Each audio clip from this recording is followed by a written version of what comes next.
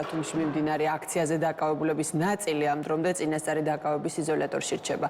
დაკავებულებს შორის არის ონლაინ გამოცემების ბათუმელებისა და ნეტგაზეთის დამფუძნებელი მზია ამაღლობელი, რომელსაც პოლიციელზე თავდასხმას ედავებიან. ბათუმის მთავარ სამმართველოსთან განვითარებული მოვლენების გაპროტესტება მოქალაქეთა ნაწილმა საკონსტიტუციო სასამართლოსთან გუშინ დღის პირველი ნახევრიდან დაიწყო. აქციის მონაწილეებმა გვიან ღამით სოლიდარობის ნიშნად აჭარის მთავრობის სახლიდან მსვლელობით წინასწარი დაკავების იზოლატორთან გადაინაცვლეს, სადაც დაკავებულები იმყოფებიან. აქციის მიმდინარეობისას დაკავებული ოპოზიციონერი პოლიტიკოსი გიორგი კირთაძე გვიან ღამით ხელწერილის საფუძველზე გაათავისუფლეს.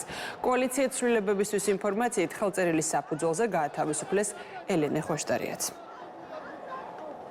ჩვენ საბოლოოდ მივაღწევთ იმ თავარ ორ მოთხოვნას, იმ ორი მოთხოვნის შესრულებას, რაც ჩვენ გვაქვს. ეს არის ახალი სამართლიანი არჩევნები და პოლიტიკური პატიმრების გათავისუფლება.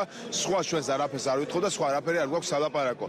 იქნება რეპრესიები, უფრო მეტი ძალით მიიღებენ და უფრო მეტი ენერგიით მიიღებენ უფრო მეტ გამოსულ მოქალაქეს. თავარი არის, რომ სოლიდარობა კიდევ ერთხელ ყველა დაკავებას. ბათუმში პოლიციას ეგრეთ წოდებულ სამწუხაროდ მიწევს, ასე რომ შემოფასო ეს ადამიანები უმთხოვნეს ნერვებმა და ადამიანები გადავიდნენ პირდაპირ სადამსჯელო ოპერაციაზე არაფრის გამო სტიკერის დაწებებას, რომელიც ერთი გაწვიმების შემდეგ საერთოდ აღარ იქნებოდა იქ და ამაში ხედავენ პრობლემას, მაშინ როდესაც ქვეყანას კურსი ეცვლება და მაშინ როდესაც ირღვევა ქვეყნის კონსტიტუცია იმ ადამიანების ხელით, რომლებიც უნდა იცავდნენ ამ ქვეყნის კონსტიტუციას. ცდილობა იმისი, რომ ივანიშვილმა ამ დაჭერებით, ჯარიმებით, რა ვიცი, ცემატყებით შეაშინოს ხალხი და სახლებში დატოვოს, განწირულია მარცხისთვის.